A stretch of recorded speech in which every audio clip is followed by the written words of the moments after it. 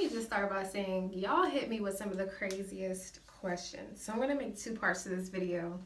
Let me turn this off. The first part is going to be taking my hair from straight to curly. I've been wearing it straight for quite a few weeks now, and I'm just tired of having to flat iron my hair every day to keep it straight. This is the 20-inch curly texture.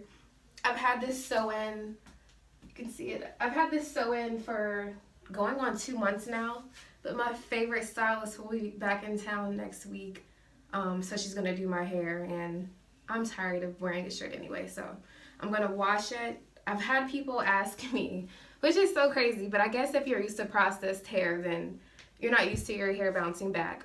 I've had people ask me if they wear it straight or put a lot of heat on it if the curl will come back. And this curl will definitely come back. It does not go anywhere. I'm used to wavy hair, so that's typically what I wear. So the curly is a little big for me, but I still like it. It's really pretty. But let me tell you, the curls do come back. So the first part is I'm gonna wash it so you can see how quick they come back and how tight they are after wearing it straight, even for this long. And in the second part of the video, I'm gonna address a lot of the questions that I've been getting from my first video and just all the questions you guys hit me with. So this is my favorite shampoo and conditioner. I always use Organics products. The sink, because the shower wasn't an option for this video. And then I just washed one side and then put conditioner on it while I wash the other side. And you can already see the curl coming back. After I wash it, I just clip it up with the conditioner in it and leave it there for about an hour. Don't know if that's the right way to do it, but that's what I do. I did not touch my leave out because that's a whole nother beast, and I was not trying to tackle that on camera. Usually I let the conditioner stay in typically overnight, but for the sake of this video, I just did it really quick. After that, I towel dry it and then just let it air dry the rest of the way. I don't like walking around with a towel on my head, so I just dry the end so it's not dripping everywhere and let it air dry. Now it's starting to dry. You can see how big and curly it gets really fast. But I'm going to answer a lot of the questions that I've been getting. Most of the questions I receive are usually business related. Because most people, well, they'll ask questions about hair, but it's more so people asking business questions. For me, I don't think there is one right or wrong way to do it. It's not like I had this blueprint written out for me on how to start a business. I just got the idea, put the work in, and done it. And I don't think anything could have prepared me for this first month of business. It has been so great. I am very grateful for that. But there has also been challenges that I would have never expected. Two instances. One, the first situation, I had a girl in Africa. She was visiting Africa, so we shipped it there. Long story short, the customs employee stole the hair, which I never would have thought of that happening. You expect people to maybe steal it from your doorstep, but I never thought that the customs employees would steal the hair. So that happened, dealing with that.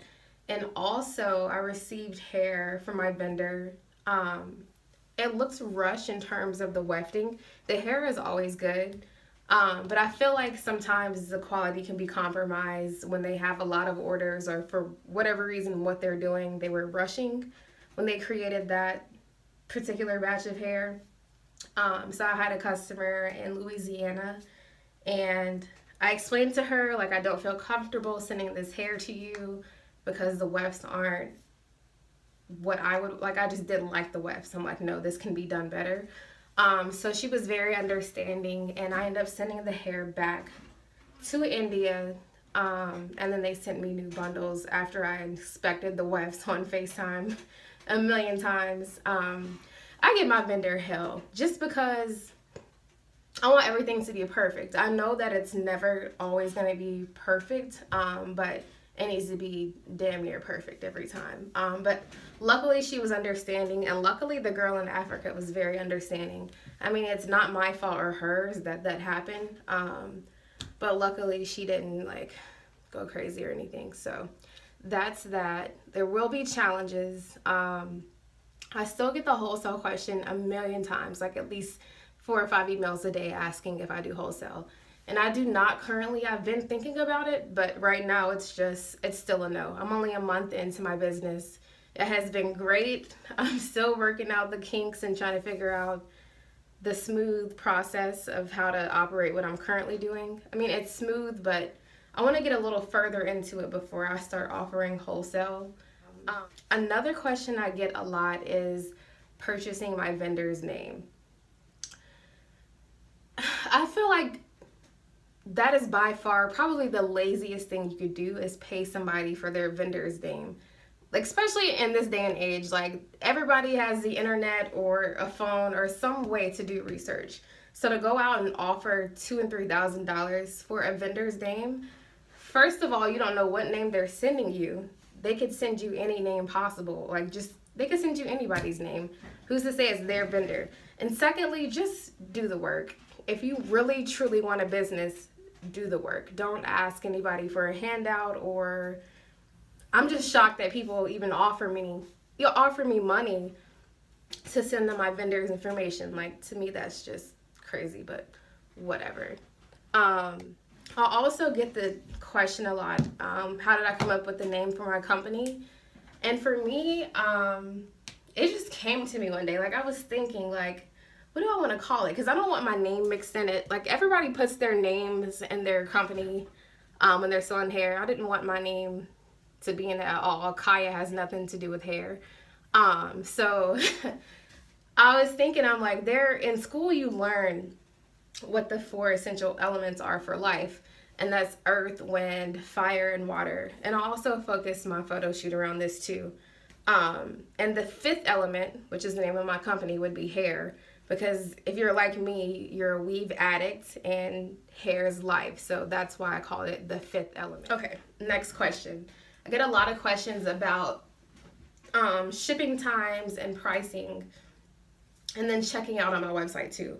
I will say that if you check out on my website, you have to have a PayPal account.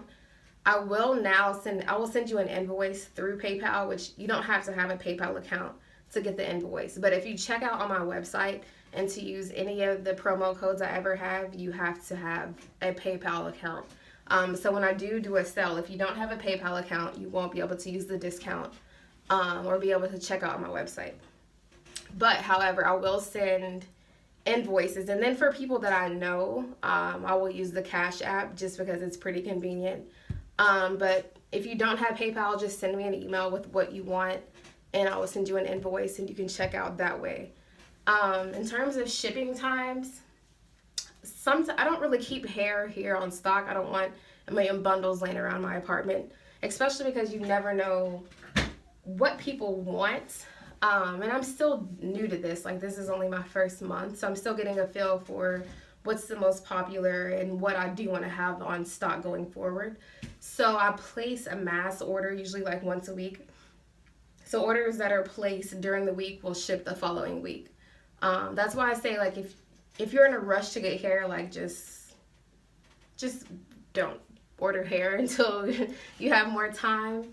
It usually takes me about a week just because I like to inspect everything even before I send it out. I usually get the hair here within 2 days of me ordering it, so that's not a holdup at all. The only holdup would be the 5x5 closures. Those are constructed as they're ordered, so that's not something that they just have sitting around to fulfill orders. They only make them when people order them specifically.